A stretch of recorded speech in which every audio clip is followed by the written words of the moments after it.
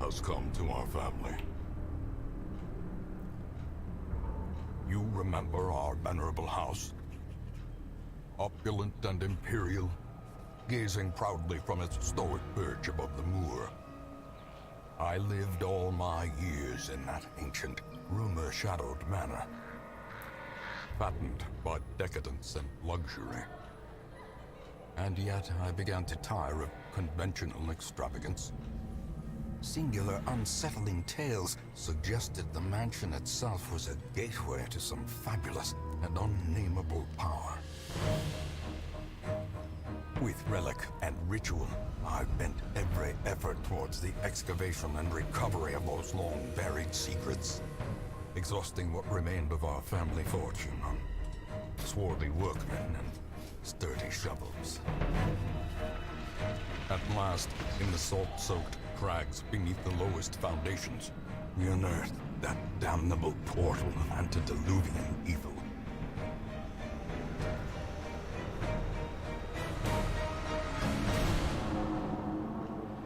Our every step unsettled the ancient earth.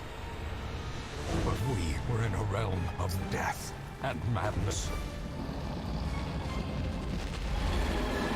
In the end, I alone fled laughing and wailing through those blackened arcades of antiquity, until consciousness failed me. You remember our venerable house, opulent and imperial. It is a festering abomination. I beg you, return home, claim your birthright, and deliver our family from the ravenous, clutching shadows of the darkest dungeon. Such a cool oh my god. Such a cool intro. Darkest Dungeon is a game that I have desperately been wanting to play on YouTube, and for some reason, I just never did it. I don't even remember if I've started a series in the past. I know I've done it on Twitch, but I never really got very far, and I don't know why. I really don't know why. This game is dope. It is super cool. It's got amazing music, amazing aesthetic. I really love the art style, and the narrator is one of the best in the business. It just has a lot of things going for it. It was in early access at some point. This was one of the first, or at least one of the very early, great success stories for early access. Because it came out at a time when a lot of people were like, well, early access is basically just games that the developers get you to pay for and they're not finished and they kind of suck. This one came out, it was basically good to go. They just had to do some balancing tweaks and stuff, and it came out looking like it looks right now, basically. It was amazing. If you don't know about this game, then you are in for a treat, although I suspect that most of you have seen or at least heard about this game before. I've deleted all my save files. I've just recently purchased all of the DLC, and by recently I mean like 5 minutes ago. Okay, so I don't even really know. You know what? My guess is that we should just enable all of it. So we have the Crimson Court, which includes the courtyard region and all associated quests, monsters, bosses, treasures, and storylines. We have the districts. Upgrade your hamlet by building all new structures in addition to the original buildings. Okay, new buildings, new structures. That's cool. Flagellant. The Flagellant hero class. I've never even seen this.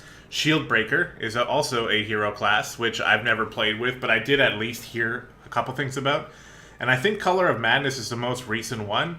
It adds the new Farmstead region, which contains new quests, new monsters, and new treasures. Also activates 4 new district buildings in town. So we're going to have it all active, and I don't know what any of it does. So let's just go. Is this your first estate? The Crimson Court increases the complexity and pressure of the campaign. It's recommended for experienced players. Start campaign. Alright. Now this, however, is where I'm going to go the baby route, I think. So we have 3 options for the campaign. We have Radiant, which is Radiant campaigns, while still challenging, are adjusted to be faster and more forgiving than normal, suggested for your first Darkest Dungeon experience. We have Darkest, which is the normal campaigns are the original settings for the game. While there is no time limit to win, the campaign will be longer and more challenging than Radiant mode. And then Blood Moon campaigns are not for the faint of heart. Expect no quarter, no forgiveness. You must conquer the evil within a time and hero death limit. Blood Moon is Stygian plus Crimson Court. Okay. So we're starting with Radiant. And I think this is the smartest decision. First of all, I've never completed Darkest Dungeon before. I'm not necessarily a noob, but I'm going to be pretty newbie, okay? We're going to start with Radiant.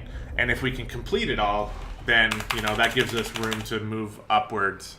So we're going to call this Gdogg's Hamlet, because you guys know I'm pretty much one of the more creative people in the world.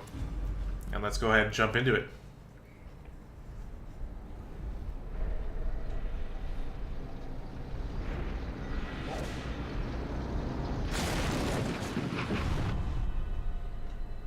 You will arrive along the old road. It winds with a troubling serpent-like suggestion through the corrupted countryside, leading only, I fear, to ever more tenebrous places. There is a sickness in the ancient pitted cobbles of the old road, and on its writhing path you will face viciousness, violence, and perhaps other damnably transcendent terrors.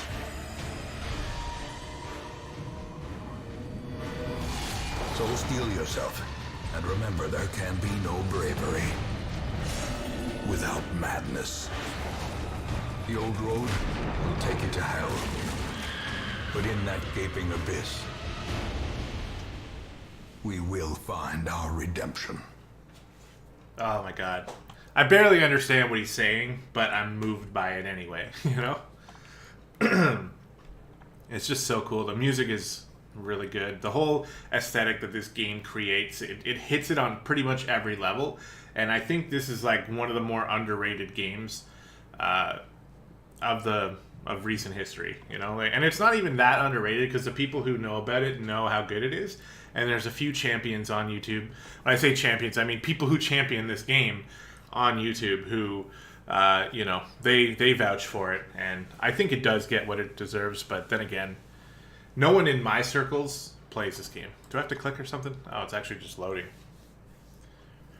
It's my first time going through the game with all the DLC enabled, so maybe it's adding to the load time. Here we go. All right, so the narrator is probably going to be cutting me off from time to time. I'm going to let the narrator do his thing because he's so awesome. He deserves it. But this is basically the tutorial level and what we're going to be covering in the first episode. So map navigation. You're currently in a room, even though we're outside. To move forth, click on another room on the map display. This will take you to a connecting hallway. So when we look at the map, which is right here, right now we're in this room, and we need to go to this room. So if we click on it... Brigands have run up these lanes. Keep to the side path. The hamlet is just ahead. Well, in a hallway, press D to move forward, A to move back. If you prefer the mouse, you can click ahead or behind to move them. So I usually use D and A. These are our first two party members, by the way. We have the Crusader. Reynold will be changing his name. And we have Dismas, or Dima, the Highwayman. So we got a two-person party. Eventually we'll get 4 people, and that'll be the size of our group. As we move forward, we gain stress. Dispatch this thug in brutal fashion, that all may hear of your arrival. Alright, kill the enemy. Combat is turn-based. On your hero's turn, click a skill icon and then click on a highlighted target. If you can't select a particular skill, it's because that hero needs to be standing in a different spot or there are no valid targets. You can mouse over to get the details. So this is a pretty cool thing that Darkest Dungeon does. Your position matters, your party order, your marching order, and the enemy's marching order matters as well. So for our highwayman here, when he's in second row, he can use Open Vein, he can use Grape Shot Blast. He can't use Pistol Shot because he can't hit the first row. You see the yellow circles are where he needs to be. The red circles are where the enemies need to be in order to hit them. So, while he would normally be able to use his ability, he can't because the enemy is in the first slot, and that's grayed out. And they all have their own abilities. Right now it's Disma's turn, so we'll go with him. Open Vein is a pretty good ability. Has a chance to cause bleed. Let's do it. So, he is bleeding. And now we have Reynold, our Crusader. This guy is very good up front, as you can expect. He's got some good melee abilities. This one is an AoE. You can see the two red markers are tied together. That means that it's going to hit both of them. But honestly, we basically just go with our highest damage, which is probably this one. Confidence surges as the enemy crumbles. There we go. When you get a kill, you have a chance to relieve some of your stress as well. Loot. Each item, if you take it, will occupy space in your inventory. Mouse over items that show details about them. This works in your inventory too. So we found some gold. We can pick up gold, and it does take room in our inventory, but you can stack us up to a certain amount of gold. So as we move forward, our light source goes down, and as our light source goes down, certain stats increase and certain stats decrease. It technically makes the game a bit harder, and I don't know all the details about it, but typically we want to keep our torch lit. We don't have any extra torches, though, so we don't really have a choice at this point. While exploring, you'll often find interactive objects. Click or press W to investigate them. Take a look at this tent. So we can press W. Someone has camped here recently. We can check or we can leave it. We're going to check, and we find some valuables. Sometimes you get hurt. Unchecked. There is much to be found in forgotten places. Sometimes you get hurt, sometimes you get poisoned, sometimes there's nothing. I pretty much always check. And I just deal with the negative effects. An ambush. Send these vermin a message. The rightful owner has returned, and their kind is no longer welcome. Okay, so this is basically going to be the boss fight for this tutorial. We're fighting two people. One guy takes up 2 spaces, and one guy is behind him. So what's the best way to deal with this? Well, we can buff ourselves for plus 20% protection, which, you know what, sounds like a good way to start. So let's do that. We're going to have extra... What does marked mean? Oh, so he's basically taunting. He's becoming a tank. He's buffed up his defense, and he's attracting more attacks against him. Very nice. Grape Shot Blast is a good AoE ability that can hit everybody. Tracking Shot, Pistol Shot, and Open Vein. Now, you know what? I'm going to use this guy to try to attack the ranged dude in the back. And he dodged. Okay. That's probably going to hit both of us, but we dodged as well. That hurts a little bit. We've resisted some of it. Alright, let's go back to this. There we go.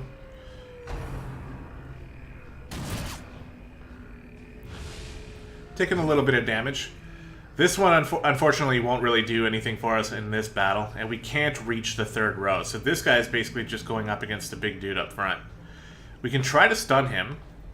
He has 50% stun resistance, but it's not impossible to stun him. So let's try to do that, because getting stuns is really good. Oh, we crit. And we stun. Nice. So he can't move. Luckily, Blanket Fire doesn't seem to be doing too much damage, and I don't know if I have the right idea to focus this guy down first, but I've already sort of committed to it. Their formation is broken. Maintain the offensive. And we got him. Corpses. When most monsters die, they leave corpses. Corpses act as a temporary obstacle and will eventually go away on their own. You can attack corpses to destroy them faster, but often a better approach is to use range skills, push or pull skills, and even corpse clearing special skills that some heroes possess. Monsters killed with bleed, blight, or crits leave no corpses at all, which is very important. And the corpses can be very annoying. It really does matter the formation that your enemies are in. We're not seeing it right now, but I promise it will come up, and it'll be very important for us to deal with. Alright, so we were able to get the stun, but they increase their resistance when you just recently hit them with a particular ability, so now his stun resistance is 100%. No point of doing it again. So we're just going to smite him. I don't think he's considered unholy, is he? No. So we're not doing extra damage, but still, it's a pretty strong attack. He hits us with his flail thing. It increases our stress a little bit, and it caused bleed. So now we can use our Open Vein ability, which I really like, because I like to cause bleed on him too. He's only 20% resistant, so it should work. There we go. And this guy's going to find himself dead pretty quickly here. Bleed does quite a bit of damage if I don't kill him right now, which I did. Champion falls. Victory. So we can pick up all this stuff. These nightmarish creatures can be felled. They can be beaten. Some of these are converted into gold, like these. These things are actual resources that we want to collect while doing missions. After you've completed the requirement of a quest, you have the option to return to town at any time. Just click the crest. You don't need to return to the starting room of the dungeon to exit, which is very helpful. We are not going to return. We're going to continue because there's actually a chest here that we want to look at. And it's trapped.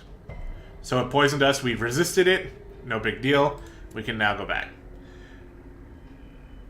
That's a little bit of bad luck there for us.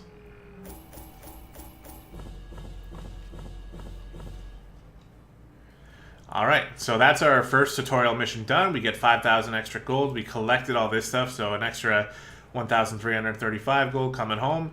And these heirlooms, which we will use to upgrade our town. Now, as you go through the game, your players or your characters end up getting certain traits. And usually they're either going to be good or bad. So let's find out what we got here. For Reynold, he got one good and one bad. Bloodthirsty means fascinated with injury, wounds, and torture. Early riser, extra speed if torch is above 75.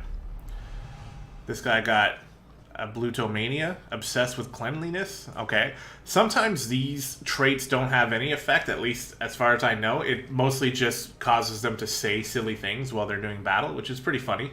But sometimes you get things like, I know about like Kleptomaniac, for example, is a red skill that forces your character to steal a high percentage of items that you find around the place, and you don't get to keep them. So it's pretty bad. And it definitely does have an effect. Sometimes you just get buffs. Home, such as it is.